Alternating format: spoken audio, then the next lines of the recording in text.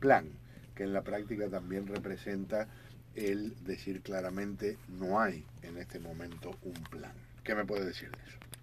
Así es. Bueno, que parte importante de nuestra tragedia es que luego de que la dictadura ya está consolidada tras la Asamblea Nacional Constituyente, el fraude constituyente en Venezuela, y luego de que la tragedia humanitaria ya se ha llevado tantas vidas y está causando desastres en Venezuela, todavía a esta altura no hay un plan. Debo decir, para no ser absolutamente injusto, que no, eso no significa que la comunidad internacional no haya hecho nada. La comunidad internacional ha hecho algunos esfuerzos y hay países que merecen la pena ser reconocidos por eso. Y pongo solo como un ejemplo a Perú y al presidente Kuczynski, pero son muchos más a los que uno podría, como venezolano, agradecer lo que han hecho. No es que no se haya hecho nada. A Venezuela se le ha aplicado la receta tradicional diplomática que se aplica a las democracias cuando empiezan a dar tumbos o a desvariar o a cometer errores o a violar la Constitución, pero esa es una receta que en el caso venezolano no funciona, como no funcionó ni funcionaría en el caso cubano tampoco. Esa receta incluye, por ejemplo, la condena internacional por parte de los gobiernos y los cancilleres al gobierno venezolano, que ahora le llaman directamente una dictadura. Eso incluye intentos de mediación para resolver la crisis política, intentos de diálogo, llamados al diálogo, incluye retiro de embajadores. Bueno, una serie de cosas que son tradicionales en la diplomacia internacional, pero que en Venezuela no han surtido efecto. Ante eso, al día de hoy, para la situación que tenemos hoy en Venezuela, no hay un plan sobre qué es lo que viene ahora, cuáles son los próximos pasos a dar para que no terminemos, Pedro, en uno de los dos peores escenarios que pueden terminar ocurriendo en Venezuela. Uno es que Maduro se perpetúe la dictadura y con ella no solo la dictadura y la falta de democracia y libertad, sino la crisis y la tragedia humanitaria. O el otro escenario, el segundo peor escenario que nos puede pasar, que es el de una intervención militar, unilateral o multilateral para restablecer la democracia y la libertad en Venezuela. Es decir, a falta de un plan, va a ocurrir una de esas dos cosas, y las dos son peligrosas y terribles. En un instante apunto al futuro, pero me quedo un instante en el presente y analizando el pasado. ¿Por qué cree que no hay un plan? Yo creo, puede haber varias razones, Pedro. Una es que probablemente no estábamos preparados. El continente latinoamericano y Occidente, las democracias occidentales no estaban preparadas para lidiar con esto. Es decir, Cuba fue por muchos años, por muchas décadas, fue como un caso aislado. Y a pesar de que Cuba tuvo influencia en la política internacional, tuvo influencia definitivamente en Latinoamérica, en los movimientos subversivos, en los movimientos guerrilleros, creo que en los años 60, 70 hubo la percepción de que había sido derrotada políticamente y militarmente. Y luego cayó el muro de Berlín, creo que dimos el sistema cubano por muerto y pensamos, bueno, es un problema en la isla, se circunscribe a la isla y más nunca vamos a tener un problema como ese en Latinoamérica. Pero resulta que allá había un germen muy poderoso y ese germen contagió nada más y nada menos que a uno de los países más ricos de Latinoamérica y un país que ha estado siempre a la vanguardia de Latinoamérica, que no, desde las luchas libertadoras que llevó a cabo Simón Bolívar hasta todos los procesos políticos y sociales. Y ese país fue contagiado con ese germen.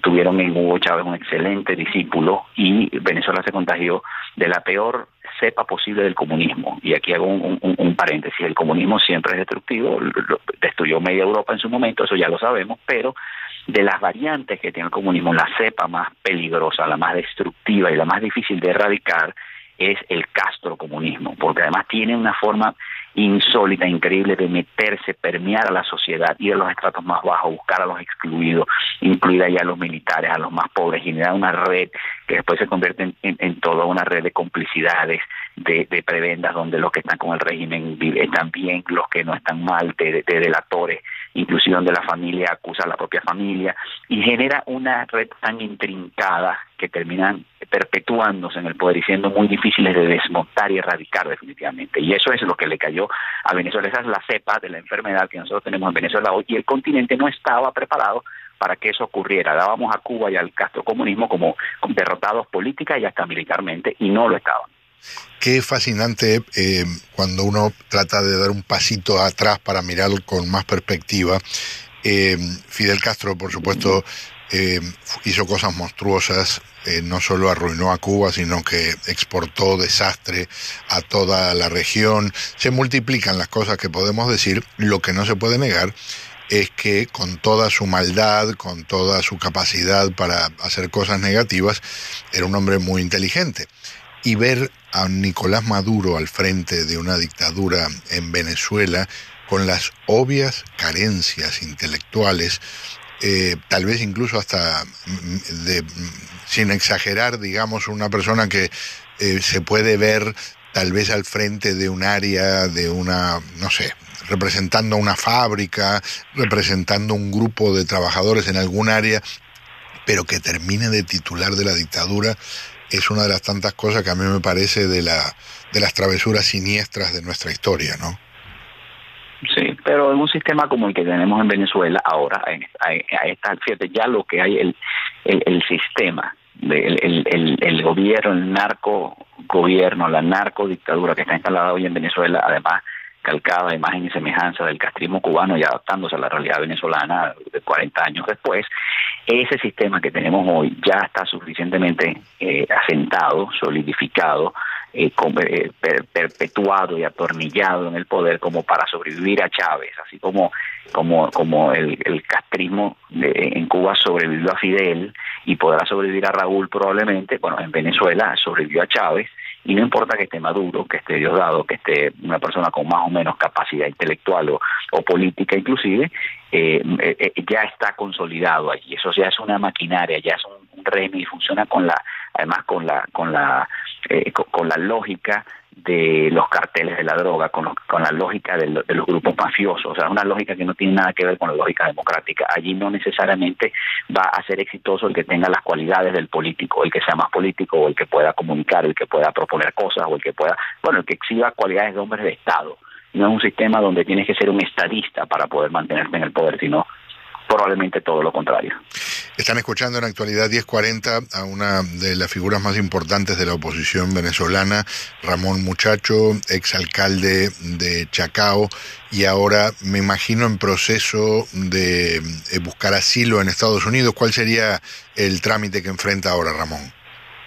Así es. Bueno, fíjate, estamos en este momento, Pedro, y te agradezco el interés, en conversaciones con nuestros abogados para dar los pasos correctos. Lo importante en este momento es protección para mí, para mi familia, para poder nosotros seguir haciendo lo que sabemos hacer y lo que debemos hacer, que es generar conciencia, crear conciencia en el mundo, sobre todo en los gobiernos amigos, en los gobiernos democráticos, sobre la necesidad de actuar en Venezuela, de ayudar a los venezolanos. Los venezolanos solos no podemos, y mi grano de arena, mi contribución a esto, Pedro, mi contribución a esto es llevar ese mensaje, dejar claramente establecido al mundo que no podemos, que necesitamos un plan, ser ese recordatorio, esa voz del llamado a la conciencia a todos los líderes democráticos del continente, recordándoles que Venezuela es un caso pendiente, que hay una tragedia humanitaria que afecta a todos, no solo a nosotros, que hay que resolverla y que es mejor resolverla ahora que después. Después, además, este germen puede seguirse expandiendo por Latinoamérica y puede seguir generando muchísimas, consecuencias impensables a este momento. Entonces, mi rol,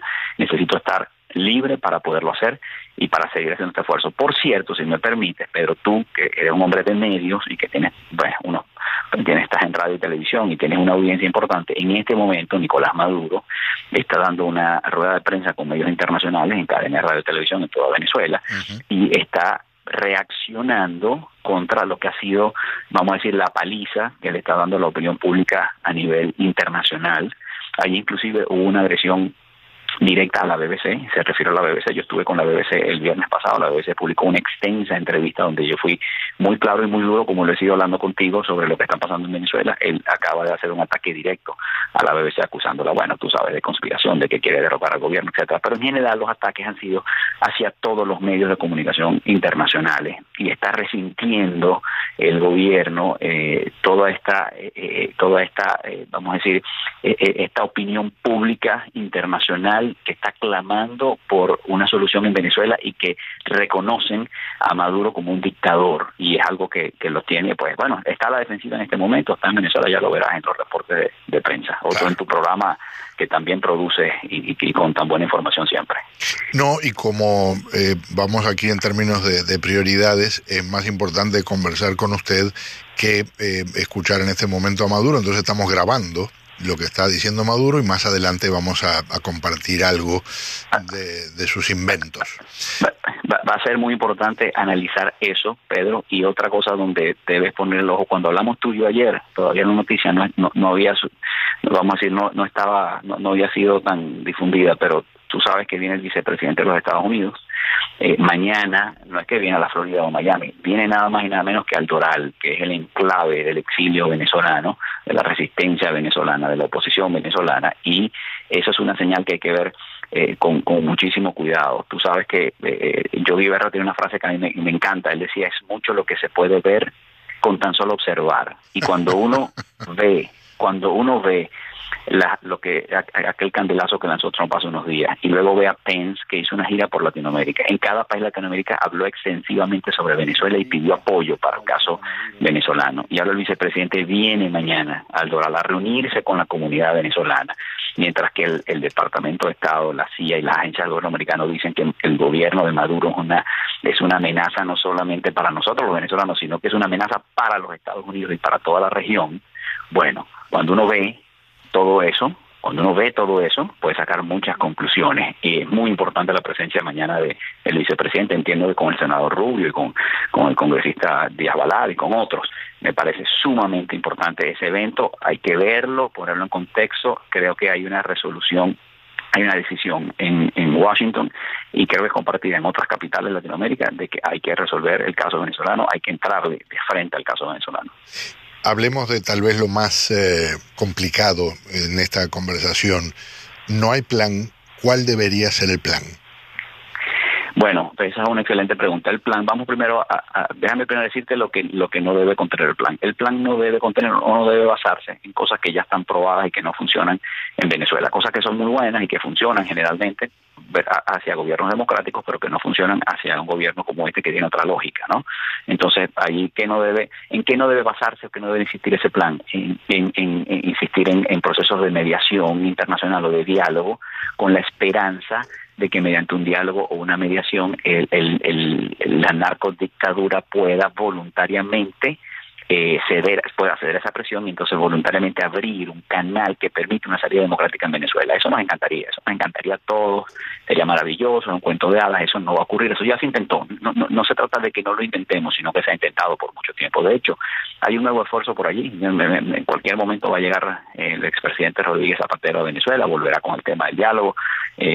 Probablemente el gobierno vuelva a pedirle al Vaticano que haga un intento de diálogo, pero en realidad no debemos basar ese plan en cosas como esa, o en la tradicional presión diplomática de retirar embajadores, que es muy bueno, se puede hacer, pero ese no es el eje central. El eje central tiene que ser cosas que vayan directo a cortar las fuentes de poder de Maduro. Maduro hay varios elementos que soportan a Maduro en el poder. Algunos son internos, principalísimo el apoyo de la Fuerza Armada Nacional. Maduro se sustenta en las balas más que nunca, y a nivel internacional hay también algunos factores que lo sustentan, y principalmente el financiamiento que recibe de varios países, especialmente dos grandes países que no son latinoamericanos, que no tienen nada que ver con nuestra región, que probablemente no les importa ni Venezuela ni el pueblo venezolano, sino que les importa más su relación geopolítica con los Estados Unidos, y esos dos grandes países son China y Rusia. Entonces, ¿hacia dónde debe ir ese plan? Bueno, ese plan tiene que responder la pregunta de qué hacemos con China y Rusia para que no sigan financiando al gobierno venezolano. El último préstamo ruso fue por $1.000 millones hace una semana o dos. Entonces, ese plan tiene que incluir una acción decidida hacia China y hacia Rusia, que tiene necesariamente que ser comandada por los Estados Unidos, porque pocos países en Latinoamérica tienen palanca suficiente para poder sentarse seriamente a discutir el tema de Venezuela con esos países, pero Estados Unidos sí la tiene definitivamente. Y entonces hay que resolver el tema del financiamiento. ¿Qué hacer con el financiamiento chino? ¿Qué hacer con el financiamiento ruso al régimen de Maduro? Y además hay una tercera fuente de financiamiento que proviene de los Estados Unidos, no del gobierno, sino del sector privado, que son las compras que hacen las petroleras americanas al petróleo venezolano. Y allí también hay que hacer algo. Hay que revisar esa operación. Maduro el dinero del petróleo no lo está utilizando para paliar la crisis humanitaria, no lo está utilizando para comida ni para medicina, lo está utilizando para equipar a la Fuerza Armada, para reprimir a su propio pueblo, para regalar gasolina, porque en Venezuela no hay comida, pero paradójicamente te regalan la gasolina toda completa. Entonces, bueno, para eso es que está usando los recursos. Eso hay que ponerle un parado a eso. Esos recursos lo que hacen es ayudar a Maduro a perpetuarse y a atornillarse en el poder. Un plan tiene que considerar eso, entre otras muchas cosas. Y una más, cada gota de sangre, por supuesto, es sagrada, sobre todo de la forma que se ha derramado por gente que ha salido a gritar lo que siente y se ha encontrado con un perdigonazo, con una bala, con la asfixia por gases lacrimógenos al mismo tiempo. ¿Hay salida realista sin más sangre? Quisiera, Pedro, decirte que sí, pero temo que no. Fíjate, no hay en Venezuela posibilidad de una salida pacífica, electoral y democrática. Lamentablemente, como te lo he dicho, se cerró. Si alguna quedaba, se cerró definitivamente. Ya no tenemos. Si tuviéramos esa salida, bueno, maravilloso, esa fuera la ruta a seguir y a lo mejor no estaríamos hablando ni estaría yo aquí en el exilio. Lamentablemente a estas alturas ya no la hay. Todas las opciones son subóptimas. La opción óptima, que es la salida democrática, electoral, pacífica, no existe en Venezuela. Lamentablemente nos las arrebataron. Entonces, todo lo que queda es subóptimo. Creo que necesitamos que ese plan debe enfocarse en la aplicación gradual de la fuerza. Es decir, no se empieza aplicando el mayor nivel de fuerza, que será una intervención militar, de ninguna manera. Se empieza del menor nivel hasta el mayor, se va subiendo la fuerza y la presión, se va subiendo hasta que se logre vencer la resistencia de la dictadura. Creo que aquí las sanciones y el plan tiene que ser muy contundente y las sanciones muy fuertes, porque la capacidad de la narcodictadura de resistir y aferrarse en el poder es muy grande, es muy, muy grande. Entonces no nos hagamos ilusiones. Y no hay salidas fáciles, todas tienen costos en términos humanos, en términos de vida, en términos de tiempo, de esta tragedia, en términos de venezolanos yéndose del país, unos muriendo, otros yéndose y otros perdiendo oportunidades para toda la vida. Entonces no hay salida fácil, no la hay. Va a ser costoso, busquemos la menos costosa en términos de vida, busquemos las que nos permitan más rápidamente devolver democracia y libertad a Venezuela, para que Venezuela despegue como un ave fénix y se recupere, porque estoy seguro que tiene todo lo necesario para recuperarse muy rápido y volver a brillar. Señor, mi agradecimiento, y no se salva de que lo estemos molestando para que nos cuente a ver cómo fueron las cosas mañana, lo mejor para usted y para los suyos. Seguro, Pedro, un placer hablar contigo cada vez que quieras. Un abrazo. Muy amable, muy amable. Ramón Muchacho, hoy exalcalde de Chacao, hoy exiliado venezolano, apuntando a llevar ese mensaje a nivel internacional para buscar lo que le han arrebatado a Venezuela hace tantos años, que es la posibilidad de vivir en democracia. Damas y caballeros, pausa por la causa.